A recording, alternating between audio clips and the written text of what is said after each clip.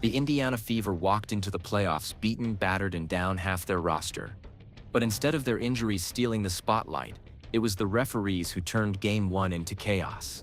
Fans expected a battle between Indiana's grit and Atlanta's firepower. But what unfolded had people yelling at their TVs. Every clean defensive stop, blown dead.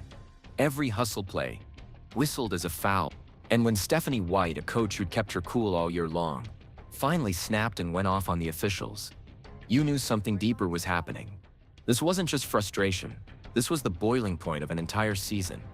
And it left fans wondering, were the Fever beaten by the dream or robbed by the referees?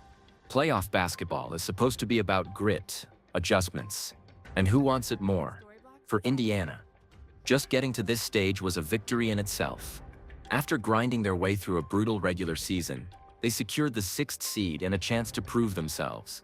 But the deck was already stacked against them before the first tip-off. Imagine preparing for the playoffs only to find out 6 of your rotation players are unavailable.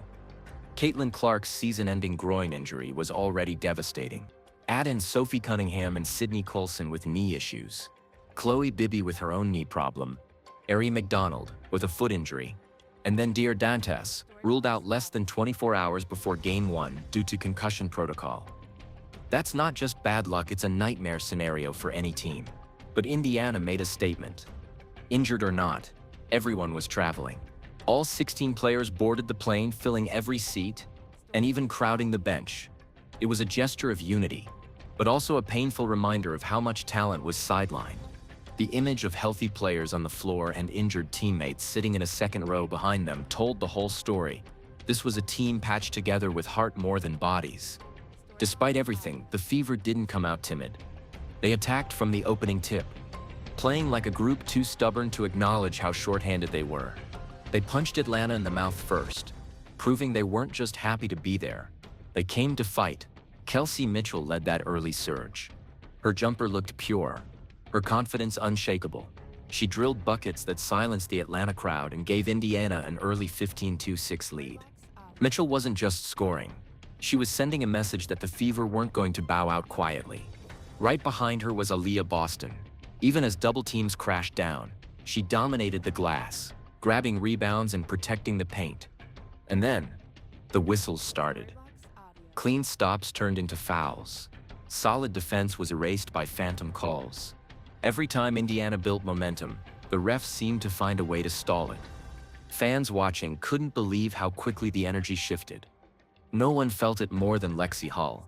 She played tough, disciplined defense, only to get whistled again and again.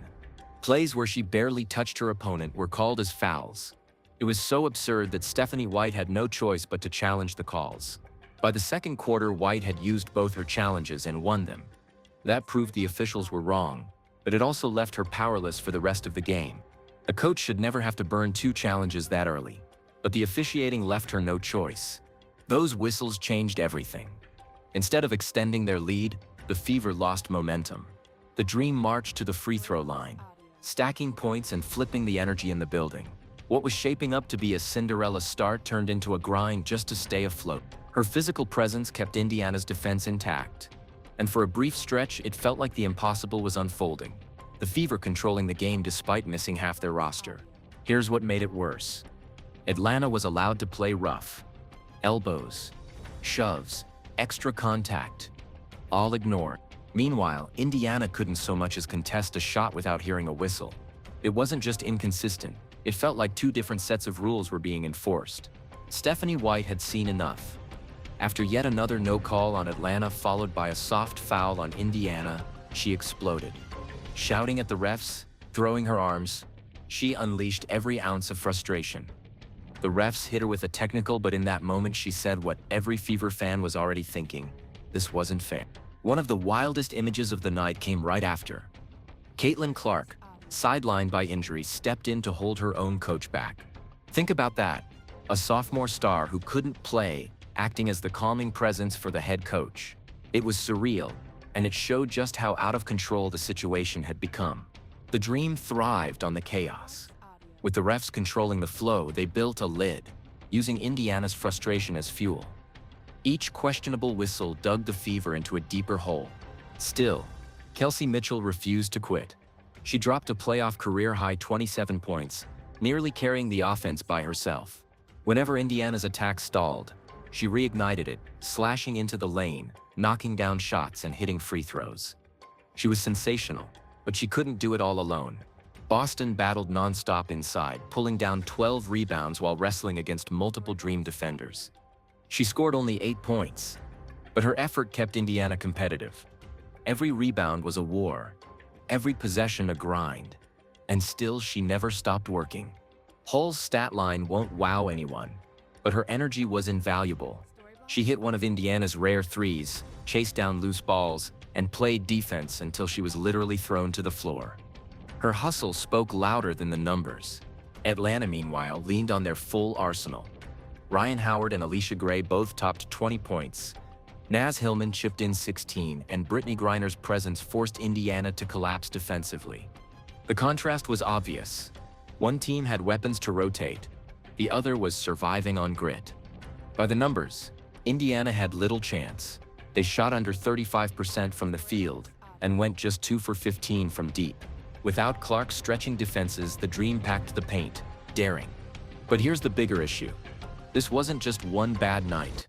It reflected the entire season: injuries piling up, questionable officiating, and Indiana forced to fight uphill battles at every turn. The Fever earned their playoff spot, but it felt like the league never gave them a fair shot to thrive. Through it all, the Fever stayed connected. Injured players brought energy from the bench. Sophie Cunningham even joked she was basically part of the medical staff now. It was humor masking frustration, but it showed how this team refused to lose their spirit. White's outburst wasn't just about one game. It was about standing up for her team, showing them she'd go to war for them. Even though it cost her a technical, it strengthened the bond between coach and players. Fans were livid. Social media exploded with outrage, clips of bad calls going viral. The conversation wasn't about how Atlanta played, it was about whether the Fever were robbed. That alone tells you how much the officiating overshadowed the basketball. Now the series shifts to Indianapolis. Game 2 will be the Fever's first home playoff game since 2016, and the building will be electric. Nearly a decade of waiting. Nearly a season of heartbreak. And now fans get the chance to lift their team when they need it most. Game 1 ended with Atlanta celebrating. The scoreboard tilted in their favor, and Indiana left searching for answers. But here's the truth. This series is far from over. The Fever are finally coming home, hosting their first playoff game at Gainbridge Fieldhouse since 2016. Nearly a decade of waiting, nearly a full season of injuries, and still they've clawed their way here. And now it's about more than wins and losses. It's about proving that no amount of bad luck or bad whistles can silence Indiana's fight. Kelsey Mitchell is locked in. Aaliyah Boston refuses to back down. And with thousands of Fever fans packing the arena, the energy could flip everything in an instant. So I'll ask you, were the Fever robbed in Game 1? And can the roar of Gainbridge spark a comeback? Drop your thoughts in the comments, smash that like button, and subscribe so you don't miss what happens next. Because one thing is certain, the Fever's story isn't finished yet.